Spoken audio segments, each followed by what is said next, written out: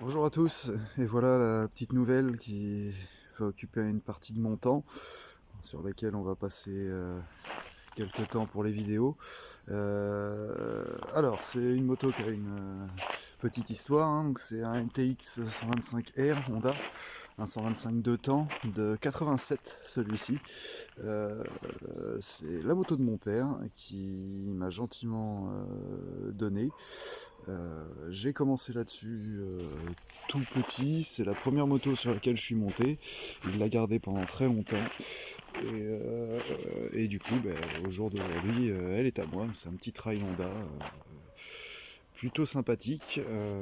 Dans mes souvenirs, ça poussait vraiment pas mal pour un 125. On était vraiment passé par des chemins particuliers avec cette moto. Donc, après, j'ai eu un 125 CRM, et puis j'ai eu la suite de ma vie de motard, mais ça a commencé avec celle-ci. J'ai passé mon permis à 16 ans avec l'auto-école. J'ai fait les cours de moto-école avec cette moto avant de passer le permis, parce que c'est des fois où il n'avait pas la 125 de disponible. Donc j'ai vraiment tout appris sur ma partie plus gros cube en tout cas. C'est ce qui m'a donné envie à l'époque d'avoir un 50 à boîte et tout ça.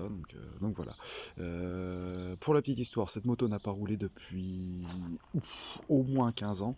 Elle a été stockée sans penser que la moto resterait pendant autant de temps.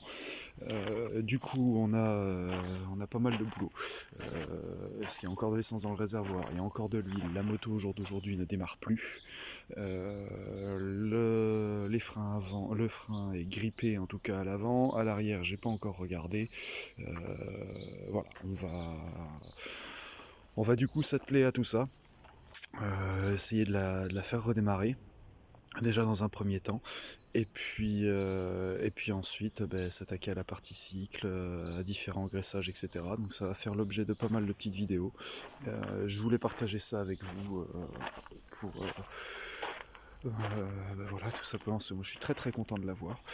Et voilà, donc pour aller la chercher, j'avais plusieurs solutions, parce que ça s'est fait en quelques jours, hein. À la base, je devais aller voir une autre moto, je devais aller voir une 125 CRM. J'étais passé par divers modèles. Je voulais au départ un Supermoto.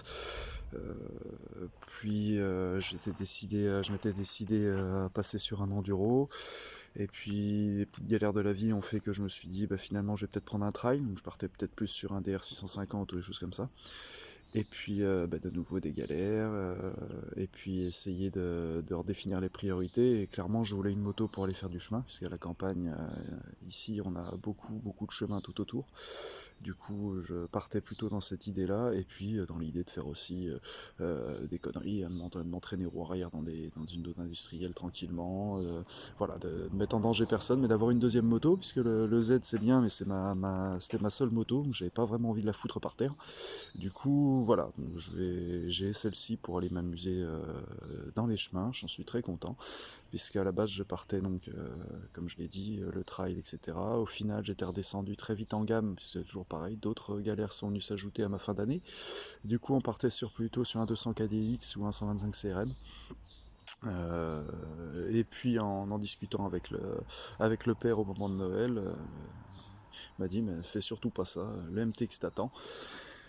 La moto était à 260 km de la maison. J'ai pas de boule d'attelage sur la voiture, donc compliqué à organiser avec les copains, etc. Donc j'ai fait appel, on va leur faire un petit peu de pub parce que franchement le service était très bon, à la société Distribike. C'est une société qui est connue, hein, qui s'occupe d'aller chercher des motos pour les importateurs et de les apporter aux concessionnaires, de récupérer vos motos perso et de vous les descendre à un point donné. Vraiment très content, le devis se fait très très rapidement. Vous allez sur leur site internet, vous cliquez sur devis en ligne, vous rentrez l'adresse de la moto, la cylindrée de la moto, parce que le prix dépend de la cylindrée plus que de la distance en fait, et, euh, et de donc cylindrée, adresse de départ, adresse d'arrivée, et voilà. Une fois que c'est fait, J'avoue qu'avec les fêtes, il a fallu attendre un petit peu, mais c'était normal. Avec les fêtes, la société ne travaillait pas, donc ils ont été la chercher au bout de 2 semaines. Ils ont gardé la moto une petite semaine et ils me l'ont déposée. À savoir en fait que ces délais sont totalement normaux dans le sens où le transporteur ne va pas chercher que votre moto. Ils font par zone. Alors je ne sais pas si c'est par région ou si c'est par département, mais en tout cas, voilà, moi par exemple, pour aller chercher celle-ci, il est d'abord passé chez mon père la chercher, ensuite il est monté dans le nord pour au final me la redescendre. Voilà, transporteur super sympa moi le transporteur qui est venu m'a tenu au courant quasiment au jour le jour. Il m'a encore appelé 15 minutes avant d'arriver pour être sûr que je sois bien là pour réceptionner la moto. Voilà, la moto est très très bien stockée dans le camion, fixée avec des sangles, ça risque pas de bouger, avec des matelas tout autour pour éviter qu'elle s'entrechoque avec d'autres motos. Franchement super service, très content. Pour vous donner une idée, pour 725 sur un trajet les Ardennes, l'Oise, puisque c'est de ça qu'il s'agit. J'ai payé 280 € et en faisant la simulation, même si j'avais demandé un Lille-Marseille, j'en avais pour 280 € aussi. Donc c'est vraiment très très intéressant. Donc voilà, n'hésitez pas, il faut pas forcément être pressé d'avoir sa moto, c'est sûr que vous pourrez pas dire voilà, je pense que vous ne pourrez pas dire voilà, je la veux genre le jour pour le lendemain, mais là pour le coup, moi ça m'a bien facilité la tâche.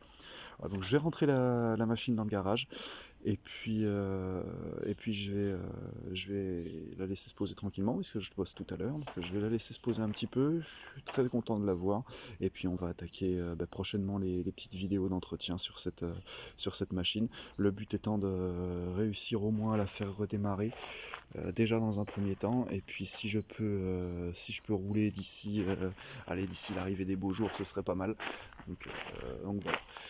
Dans le chapitre de ce qu'on va faire, il y aura, je pense, déjà des montes totales du réservoir pour le vidanger. On va vidanger tous les fluides, voir un petit peu comment ça se passe. Je sais qu'il y avait un souci avec le robinet d'essence, parce que sur cette moto il y a forcément un robinet d'essence à l'ancienne, c'est du carbu. Je sais qu'il y avait un souci avec le robinet d'essence, puisque la moto ne démarrait que en étant en réserve, donc je vais regarder un peu ce qu'il en est. À mon avis, il y a des impuretés dedans. On va bien tout dégraisser parce que là, voilà, c'est un amas de graisse vraiment impressionnant. Là-bas, j'ai une espèce de pâte verte sur le cache-culbuteur. J'arrive pas trop à savoir ce que c'est. Donc, on va voir. Cache-culbuteur, d'ailleurs, n'importe quoi. Mais sur le haut de la culasse. Donc, on va regarder ce qu'il en est. Pas trop ce que c'est, on dirait que c'est peut-être de l'oxydation de la bougie ou des choses comme ça. Je vais voir ce que c'est que ça. Le frein avant sûr est bloqué, l'arrière j'en sais rien. Donc le frein avant, bon clairement, je pense que le liquide a 15 ans dedans, donc à mon avis les pistons ne risquent pas de remonter. Donc on va démonter l'étrier complet pour voir l'état, vidanger le liquide de frein pour le remplacer, et puis éventuellement changer les joints s'ils sont à faire. L'huile, elle est bien parce qu'elle est pleine d'huile. Alors j'espère qu'il ne s'est pas trop dégradé ou que ça n'a pas fait de choses bizarres, parce que sur un des forums de cette moto, on a un collègue qui a eu la bonne surprise de s'apercevoir qu'il y avait une espèce de compost dans son bas moteur, donc j'espère que je n'aurai pas le changer. Le circuit d'eau, on va le changer, on va remplacer tout le fluide qui est à l'intérieur. Et puis je pense que ce sera déjà pas mal avant de la redémarrer. Évidemment bougie neuve, filtre neuf, ça c'est logique. Et puis après voilà, bon, les pneus aux 15 ans, ils ont l'air bien secs quand même. Je pense que ça ferait partie des choses à changer. Kitchen, on verra. Voilà, donc pas mal de boulot, mais au moins elle est à la maison. Et j'espère qu'on arrivera à faire quelque chose de pas mal avec ça. De toute façon, c'est une moto de famille, donc celle-là, elle va pas partir. Donc on va tâcher de travailler. J'espère réussir à le faire moi-même. Et puis si c'est pas le cas, on verra avec le mécano. Mais pour ma fierté personnelle, hein, ce serait pas trop mal.